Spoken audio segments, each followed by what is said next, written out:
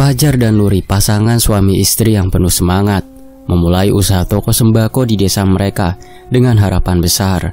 Setelah beberapa tahun bekerja keras, usaha mereka berkembang pesat.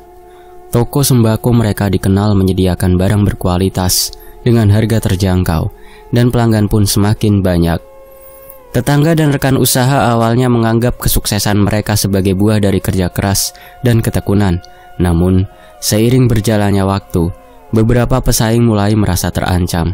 Di antara mereka ada Pak Surya, seorang pedagang sembako lama yang merasa penghasilan tokonya menurun sejak kehadiran toko Fajar dan Nuri. Pak Surya yang dikenal memiliki karakter keras dan ambisius mulai menunjukkan ketidaksenangannya secara terbuka. Usaha kalian memang bagus, tapi ingat, di dunia ini tidak ada yang abadi, kata Pak Surya suatu hari ketika berpapasan dengan Fajar di pasar. Fajar hanya tersenyum dan menganggapnya sebagai ucapan yang tidak bermaksud buruk. Namun, tidak lama setelah itu, hal-hal aneh mulai terjadi. Barang-barang di toko Fajar dan Nuri seringkali hilang atau rusak tanpa alasan jelas. Pada suatu malam, Nuri mendapati pintu toko mereka terbuka, padahal ia ingat betul sudah menguncinya dengan rapat. Hal ini membuat Fajar dan Nuri mulai merasa ada yang tidak beres. Desas-desus mengenai praktik santet di desa mereka bukanlah hal baru. Meskipun zaman sudah modern, beberapa orang masih percaya pada kekuatan gaib dan menggunakan cara-cara kotor untuk menjatuhkan lawan. Fajar dan Nuri mulai berpikir, apakah mungkin mereka menjadi korban dari persaingan usaha yang tidak sehat? Kecurigaan mereka semakin kuat ketika Nuri tiba-tiba jatuh sakit. Dia sering mengeluh sakit kepala hebat dan tubuhnya terasa lemas. Fajar membawanya ke dokter, tetapi hasil pemeriksaan tidak menunjukkan adanya penyakit fisik yang serius. Ini hanya kelelahan, kata dokter. Namun Nuri merasa ada sesuatu yang lebih dari sekedar kelelahan. Keadaan menjadi semakin buruk ketika Nuri mulai mengalami mimpi buruk berulang kali. Dalam mimpinya, ia melihat sosok hitam yang mengejarnya, mencoba mencelakakannya. Setiap kali terbangun, Nuri merasakan ketakutan yang luar biasa dahsyat. Fajar, meskipun bersikap tenang di depan istrinya, mulai merasakan kekhawatiran yang sama. Mereka memutuskan untuk mencari bantuan dari Pak Hasan, seseorang yang mengerti di desa yang dikenal memiliki kemampuan mengobati orang yang terkena gangguan gaib.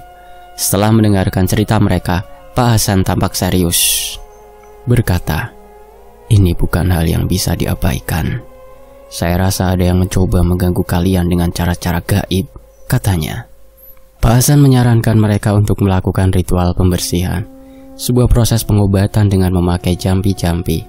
Ia juga memberikan beberapa jimat pelindung yang harus mereka simpan di rumah dan toko. Tetap waspada dan jangan pernah lengah, pesan Pak Hasan. Fajar dan Nuri menjalani pengobatan itu merasa sedikit tenang. Namun mereka tahu bahwa ini mungkin baru permulaan. Mereka harus tetap waspada dan berusaha menemukan siapa yang berada di balik semua ini. Mereka juga harus terus berdoa dan memperkuat iman mereka, karena di dunia ini persaingan bisa saja membawa mereka ke jalan yang gelap dan berbahaya. Setelah menjalani ritual pengobatan dan menerima jimat pelindung dari Pak Hasan, Fajar dan Nuri merasa sedikit tenang. Namun ketenangan itu tidak bertahan lama. Tanda-tanda aneh mulai muncul di sekitar mereka, semakin menguatkan dugaan bahwa ada kekuatan gaib yang mencoba mengganggu kehidupan mereka. Suatu malam, ketika Fajar sedang menutup toko, ia melihat bayangan hitam terlintas cepat di sudut matanya. Awalnya ia mengira itu hanya bayangan dari pohon yang bergoyang ditiup angin. Namun bayangan itu terus muncul setiap malam, membuat Fajar merasa tidak nyaman. Di rumah, Nuri mulai menemukan benda-benda asing yang tidak pernah ia lihat sebelumnya. Di dapur, ia menemukan sebuah boneka kecil yang terbuat dari kain dan diikat dengan benang hitam. Nuri merasa merinding melihatnya dan segera membuang boneka itu ke tempat sampah. Namun keesokan harinya, boneka itu muncul kembali di tempat yang sama. Nuri merasa ketakutan dan menceritakan hal ini kepada Fajar. "Nuri, kita harus lebih waspada.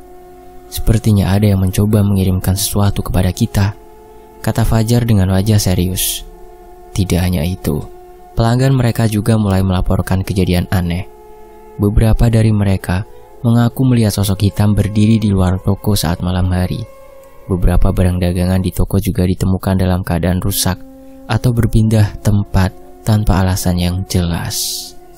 Sementara itu, kesehatan Nuri semakin memburuk.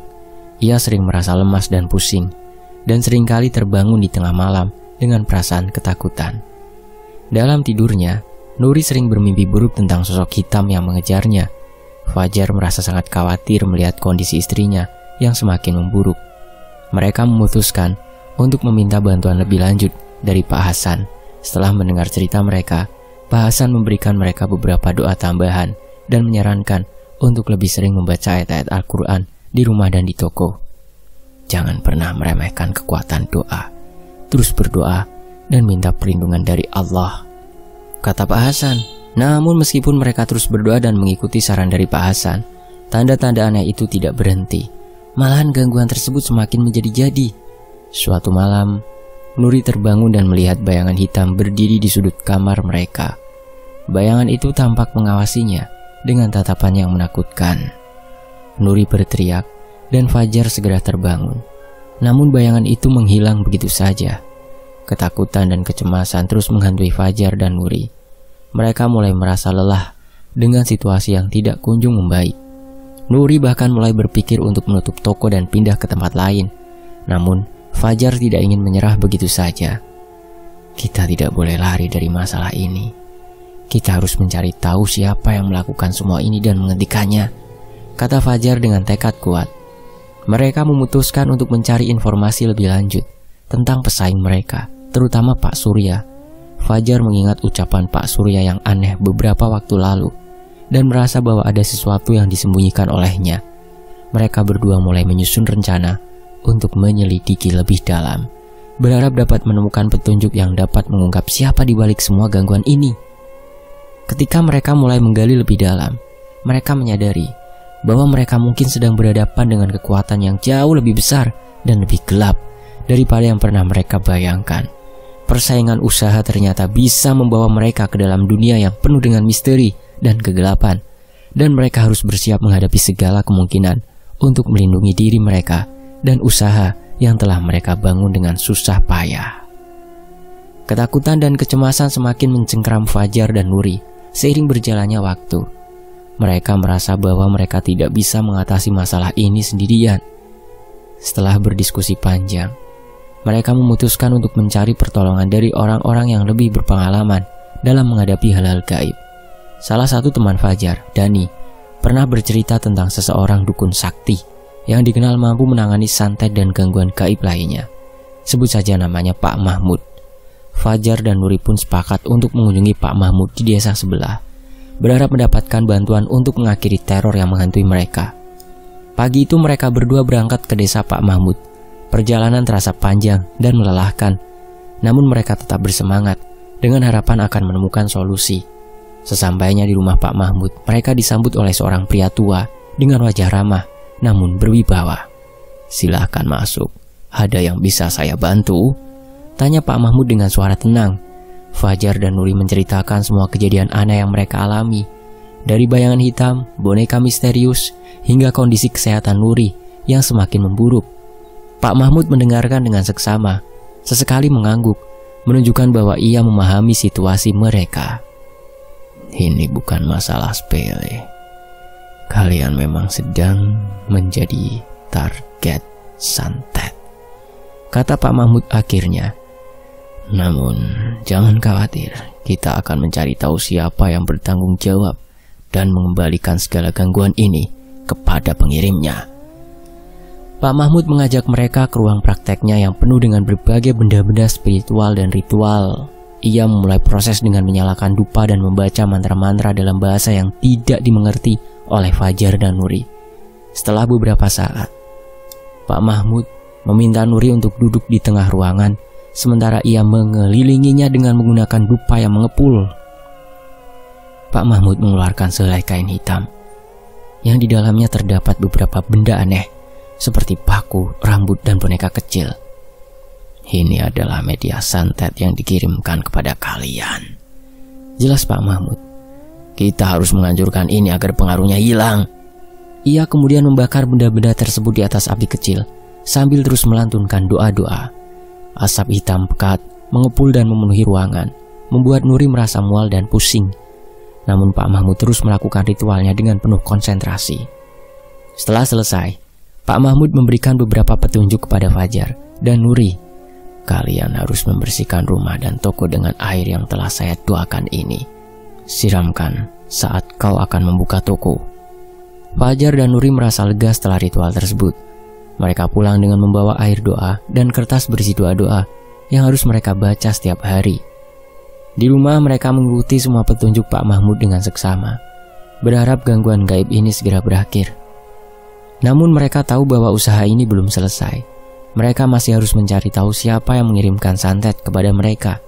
Dengan semangat baru, Fajar dan Nuri memutuskan untuk menyelidiki lebih jauh, menggali informasi dari tetangga dan rekan bisnis, mencari tahu apakah ada yang melihat atau mendengar sesuatu yang mencurigakan. Keberanian mereka semakin kuat, meskipun bayangan ketakutan masih menyelimuti. Mereka bertekad untuk melawan dan menghentikan teror ini, tidak hanya untuk diri mereka sendiri, tetapi juga untuk menjaga keselamatan orang-orang di sekitar mereka yang mereka sayangi. Persaingan usaha ternyata lebih berbahaya dari yang mereka bayangkan. Namun dengan bantuan yang tepat dan doa yang kuat, mereka percaya diri melewati semua ini. Teror yang terus-menerus menghantui Fajar dan Nuri membuat mereka semakin putus asa. Sudah 2 orang pintar mereka datangi. Mereka merasa telah melakukan segala upaya untuk melindungi diri dari serangan gaib tersebut. Namun, penampakan dan gangguan tidak kunjung berhenti. Keputusan ini membuat mereka memutuskan untuk mengunjungi Pak Mahmud sekali lagi, berharap ada cara lain untuk menghentikan teror ini. Setelah menceritakan semua kejadian yang mereka alami sejak terakhir bertemu, Pak Mahmud terlihat sangat serius.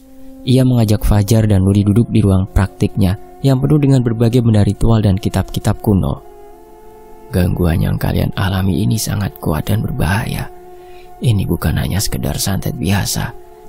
Saya curiga bahwa ada ritual besar yang masih tersisa dan belum selesai dilakukan oleh pelakunya, ujar Pak Mahmud.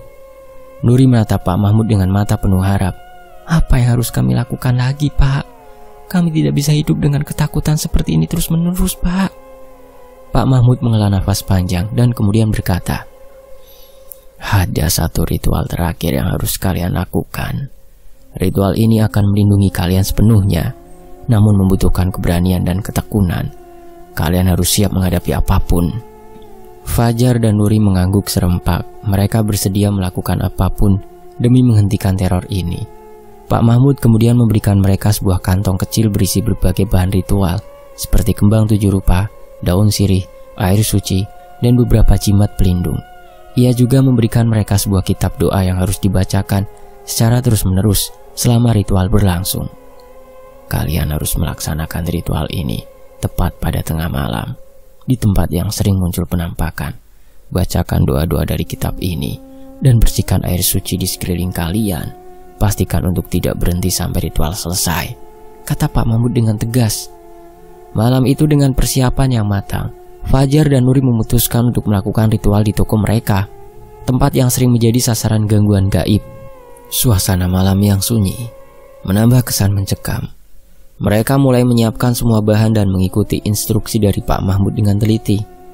Tepat pada tengah malam, mereka mulai membacakan doa-doa dari kitab yang diberikan Pak Mahmud.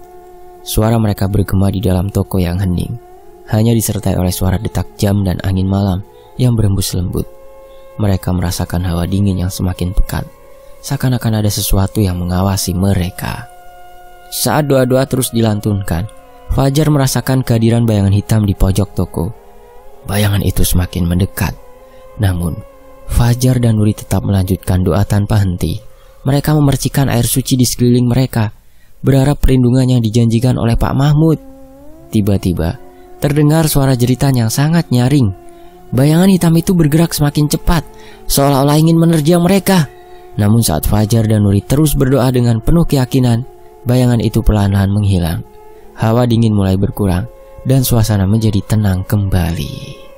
Setelah beberapa jam melakukan ritual tanpa henti, mereka merasa kelelahan namun lega. Perlahan mereka menutup kitab doa dan mengucapkan syukur atas perlindungan yang mereka rasakan. Meskipun lelah, ada secercah harapan di dalam hati mereka bahwa teror ini akhirnya akan berakhir. Keesokan harinya, mereka kembali mengunjungi Pak Mahmud untuk melaporkan hasil ritual. Pak Mahmud tersenyum bijaksana dan berkata, "Kalian telah menunjukkan keberanian dan ketekunan.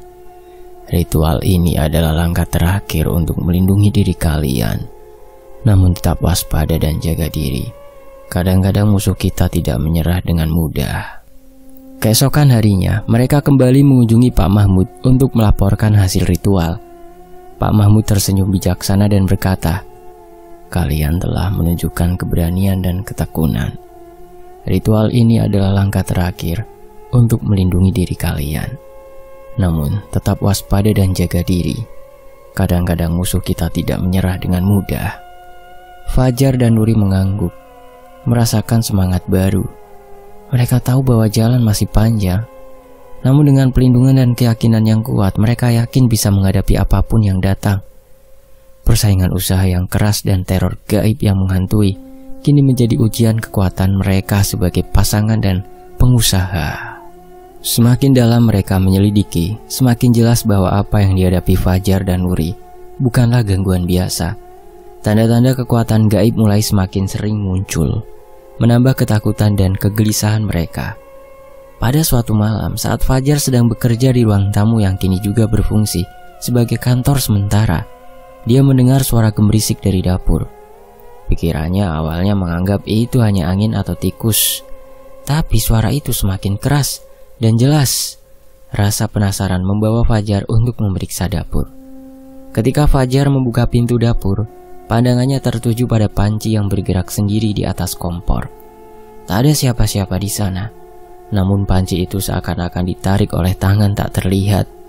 Tiba-tiba, panci tersebut jatuh ke lantai dengan suara berdentang keras, membuat Fajar terkejut dan berlari keluar dari dapur. Sementara itu, Nuri masih sering merasakan ada yang mengikutinya saat dia berada di rumah.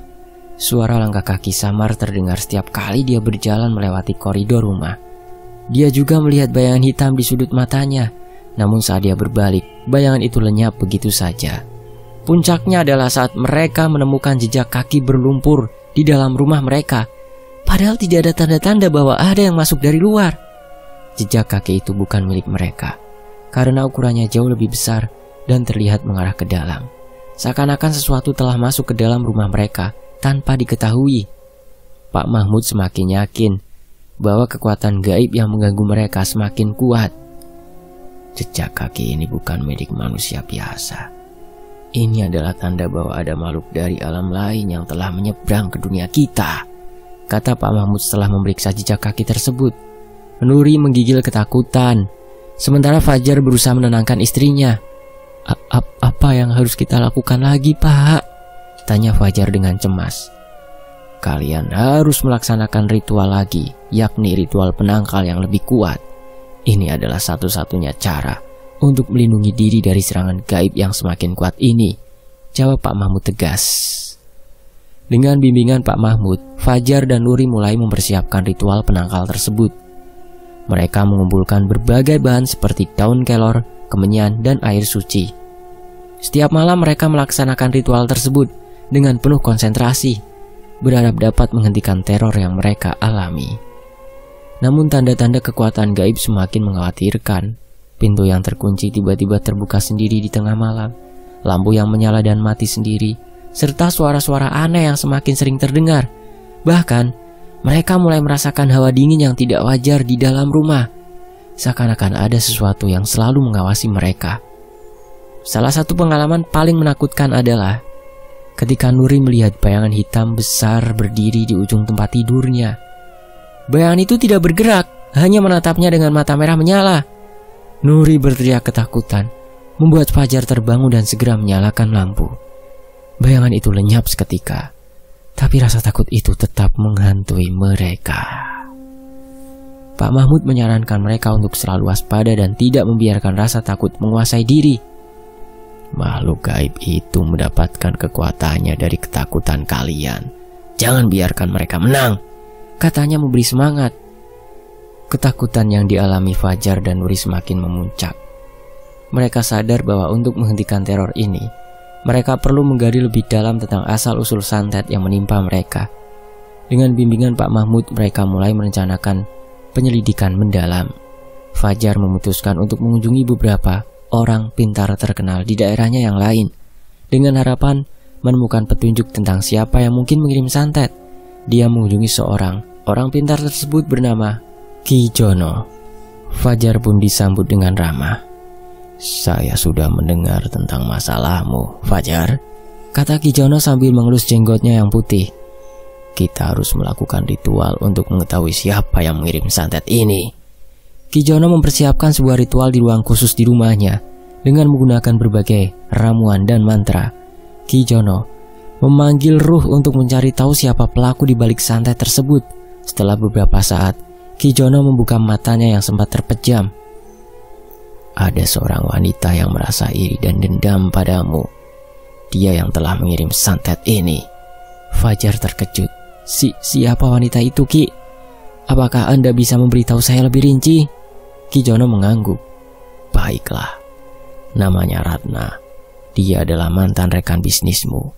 Dia merasa sakit hati karena merasa kamu telah mengambil kesempatannya untuk sukses." Mendengar nama Ratna, Fajar teringat pada persaingan bisnisnya beberapa tahun lalu.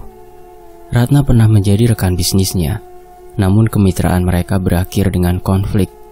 Fajar segera kembali ke rumah dan menceritakan semuanya kepada Nuri dan Pak Mahmud. "Kita harus menghadapi Ratna," kata Nuri tegas. "Tidak mungkin kita membiarkan dia terus menghancurkan hidup kita dengan santet ini." Dengan bantuan Pak Mahmud, Fajar dan Nuri menyusun rencana untuk bertemu dengan Ratna langsung. Mereka ingin mencoba menyelesaikan masalah ini dengan damai terlebih dahulu. Mereka menghubungi Ratna dan memintanya untuk bertemu di sebuah kafe yang tenang. Ketika mereka bertemu, Fajar langsung mengungkapkan apa yang mereka ketahui. "Ratna, kami tahu bahwa kamu telah mengirim santet kepada kami.